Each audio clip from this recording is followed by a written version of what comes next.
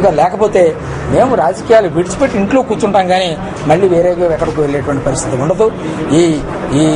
ఇటువంటి నిర్ణయం తీసుకున్నందుకు మాకు బాధ అయినప్పటికీ కూడా ఏదో కొంతమంది కార్యకర్తలు సడన్గా మేము చెప్పడంతో సడన్గా తెలుగుదేశం పార్టీలో ఉండాలని కోరుతున్నారు. కానీ తెలుగుదేశం పార్టీలో ఈ రకమైనటువంటి పరిస్థితులు ఉన్నాయన్న విషయం నా కేడర్కే తెలియదు. నిజంగా నా కేడర్కి ముందుగానే ఈ పరిస్థితులన్నీ కూడా చెప్పున్నట్టయితే వాళ్ళు పాదయాత్రను కూడా ఇబ్బంది పెట్టి ఉండేవారు. కాబట్టి నేను ఎవరికి కూడా ముందుగా నేను చెప్పలేదు. ఇప్పుడు అదే కార్యకర్తలు అదే అడిగారు, మీరు ముందుగా మాకు చెప్పుకుంటే మేము వేరే ఉండేవాళ్ళం అంటే అనడం జరిగింది. నేను అందుకనే చెప్పలేదయ్యా మీకు అలాగే నేను చెప్పడం అనేటువంటి కూడా జరిగింది. కాబట్టి చంద్రబాబు నాయుడు గారికి అత్యంత విలువ ఇస్తారు. ఈ వేళకి కూడా నేను గౌరవిస్తాను. ఆయనతో విడిపోవడం నాకు బాధాకరంగానే ఉంది. అంటే అలానే తెలుగుదేశం పార్టీ రామారావు గారు పెట్టిన పార్టీకి విడిపోవడం గౌరవంగా మేము బాధాకరంగా ఉంది. ఏది ఏమైనా మాకు ఎన్టీఆర్ దేవుడు.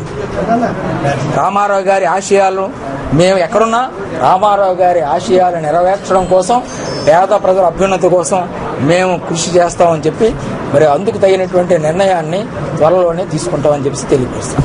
మేము సీట్ల గురించి ఏ విధంగానూ కూడా చర్చించలేదు. ఎందుకంటే అంతవరకు రాలేదు. మాకు మీరు పార్టీలో ఉండండి, మీ పార్టీ వస్తే బాగుంటుంది, మాకు అండగా ఉండండి అనేటువంటి పిలుపు వైఎస్ఆర్ పార్టీ నుంచి మాకు రావడం జరిగింది. అంతే తప్ప ఈ కాన్స్టిట్యున్సీలు వీళ్ళు ఉండండి, ఈ కాన్స్టిట్యున్సీ మీకు ఇస్తాం అనేటువంటి ఆలోచన అంతవరకు కూడా మాకు రాలేదు. అది ఆ బేరాలు కూడా మేము చేయదలుచుకోలేదు. మొట్టమొదటిసారిగా ఎవరి మీదైనా విరుచుపడేటువంటి వాడిని నేను ఏం విలువిచ్చారండి? నాకు యూజ్ అండ్ త్రోవా ఉపయోగించుకొని పారేస్తాడా నన్ను?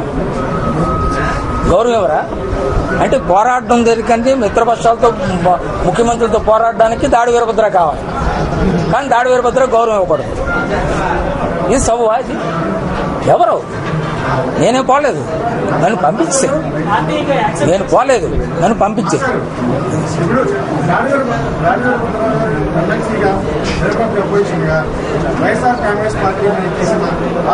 గట్టిగా చెప్పారు, వారే చెప్పారు. ఇప్పుడు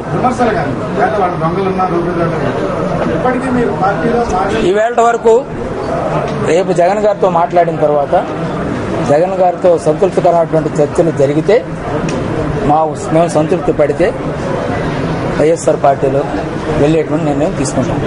సంతృప్తికరమైనటువంటి చర్చలు జరగకపోతే, మాకు సంతృప్తి లేకపోతే మేము ఇంట్లో కూర్చొని రెస్ట్ తీసుకుంటాం.